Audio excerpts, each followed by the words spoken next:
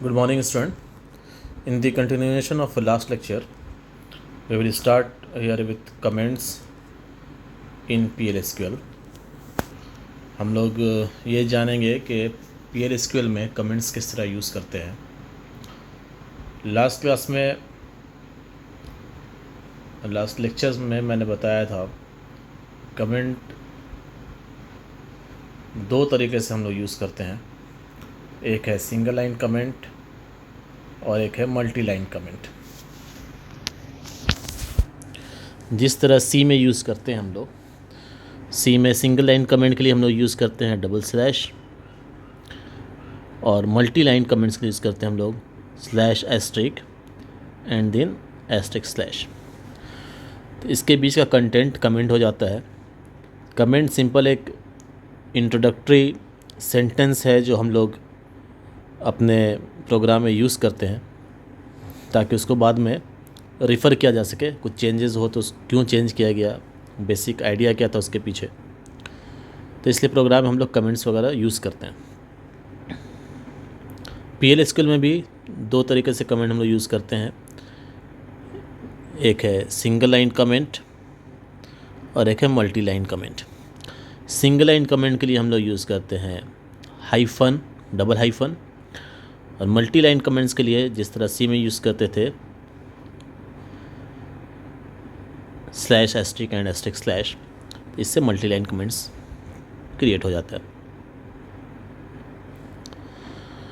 Scope of variable in PLSQL, scope of variable in PLSQL. Scope of variable का मतलब ये हुआ कि अगर हम लोग जो PLSQL का ब्लॉक लिख रहे हैं वो अगर नेस्टेड फॉर्म में हो तो उसके अंदर यूज़ होने वाला वेरिएबल का एक्सेसिबिलिटी क्या होगी, वो कैसे एक्सेस होगा. जिस तरह सी में भी हम लोग किए थे, दो ब्लॉक है, इसके अंदर एक वेरिएबल हम लोग यूज़ किए और एक और ब्लॉक यूज़ किए जिसके अंदर दूसरा वेरिएबल है. जैसे यहाँ पे ए है और यहाँ पे बी है, तो ये इस बी को हम लोग क्या इस ब्लॉक के बाहर यूज़ कर सकते हैं या नहीं कर सकते हैं. सेम कंसेप्ट यहाँ पर भी है.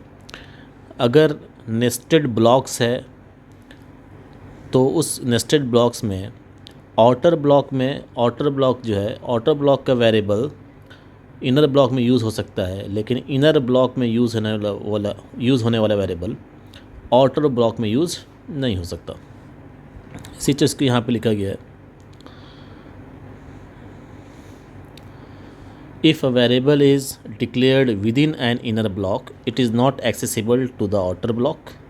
However, if a variable is declared and accessible to an outer block, it is also accessible to all nested inner blocks.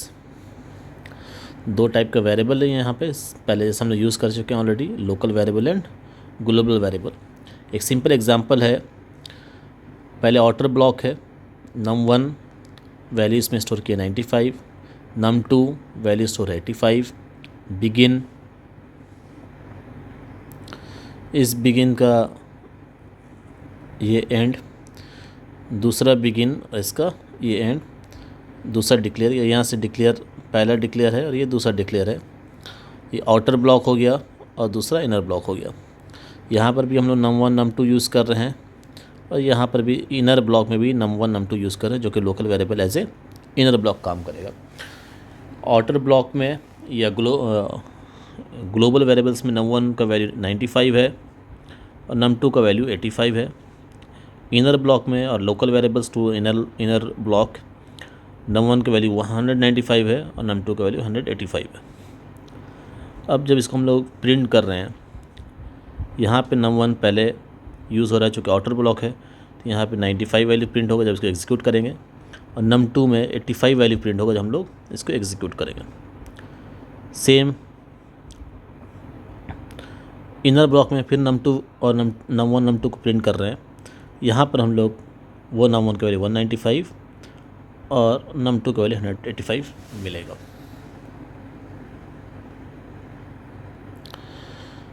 Constant declare करने के लिए ऑलरेडी प्रीवियस लेक्चर्स में बताया जा चुका है. कांस्टेंट डिक्लेयर करने के लिए सेम हम लोग लिखेंगे कांस्टेंट का नाम, then constant keyword, data type, equal sign assignment operator के साथ उसका वैल्यू।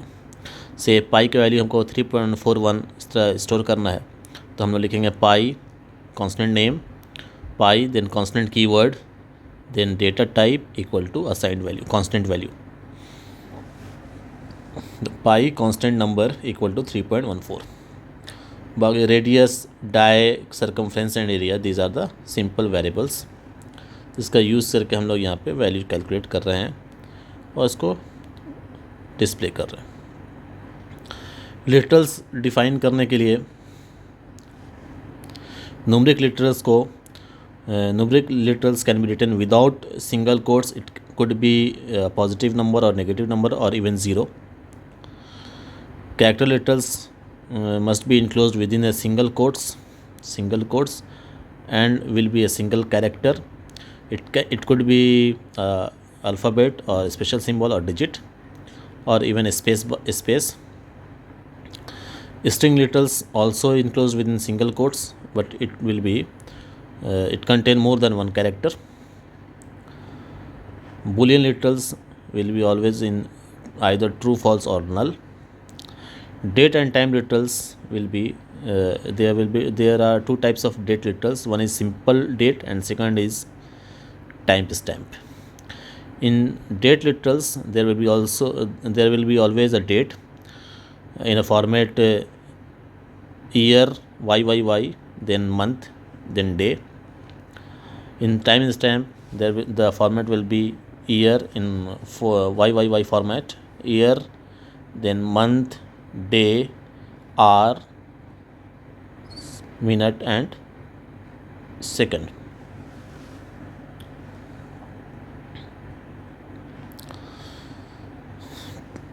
स्ट्रिंग फंक्शंस जो हम लोग ऑलरेडी यूज़ कर चुके हैं इससे पहले, उन सारे स्ट्रिंग फंक्शंस को भी हम लोग यूज़ कर सकते हैं PLSQL में। से एक वेरिएबल क्रिएट किए greetings, data type varchar2, size 11, इसमें हेलो वर्ल्ड स्टोर किए हैं। अब इस हेलो वर्ल्ड को हम लोग upper, lower, init cap, sub string, अलग अलग डिफरेंट स्ट्रिंग रिलेटेड फंक्शंस का यूज़ करके इसको एक्सेस कर रहे हैं, इसको प्रोसेस कर रहे हैं। अपर से ग्रीटिंग्स जो है, ग्रीटिंग्स वेरिएबल के अंदर जो वैल्यू स्टोर है वो अपर केस में कन्वर्ट हो जाएगा, फिर वो लोअर केस में कन्वर्ट हो जाएगा। इनिट कैप, हर वर्ड का फर्स्ट अल्फ़ाबेट कैपिटल हो जाएगा। फर्स्ट कैरेक्टर फाइंड करना है सब स्ट्रिंग, पार्ट ऑफ स्ट्रिंग हम लोग फाइंड करते हैं सब स्ट्रिंग से। ग्रीटिंग्स वेरिएबल का नाम है, start with 1 subscript and length will be 1, पहला अल्फ़ाबेट फाइंड करने के लिए।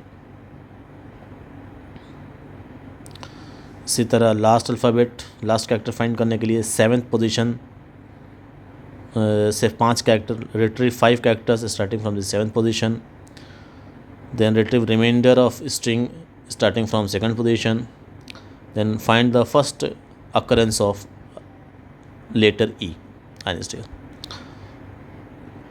इन सबको एग्जीक्यूट करने के बाद ये आउटपुट आएगा। पहले हम लोग अपर लिखे थे इसलिए हेलो वर्ल्ड अपर में आया, फिर lower, then init cap, first alphabet, last alphabet, then 5 characters from 7th position, then अब from 2nd position up to end of string, then first occurrence of E, then hello world, E 2nd position पे है तो ये 2 आ गया। इस तरह से हम लोग यूज़ कर सकते हैं। साथ एल ट्रिम, आर ट्रिम और ट्रिम यूज़ कर सकते हैं। आर ट्रिम राइट साइड से ट्रिम होगा, एल ट्रिम लेफ़्ट साइड से ट्रिम होगा और ट्रिम से दोनों साइड से ट्रिम होगा। ग्रीटिंग्स सेम वेरिएबल लिए हैं, इसमें हेलो वर्ल्ड स्टोर की है, लेकिन इस हेलो वर्ल्ड में पहले hello is preceded by periods and succeeded by periods, दोनों साइड पे पीरियड ऐड किया गया है। आर ट्रिम लेफ़्ट साइड का जो आर ट्रिम ग्रीटिंग्स किसको हटाना है, पीरियड्स को हटा देना है, पीरियड्स को हटाना है। तो राइट साइड से जितना पीरियड होगा एंड में वो हट जाएगा, एल ट्रिम में लेफ़्ट साइड से हट जाएगा और ट्रिम में दोनों साइड से हट जाएगा।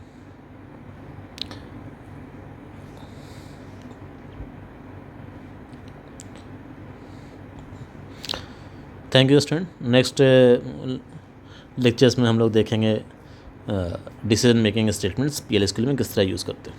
Thank you.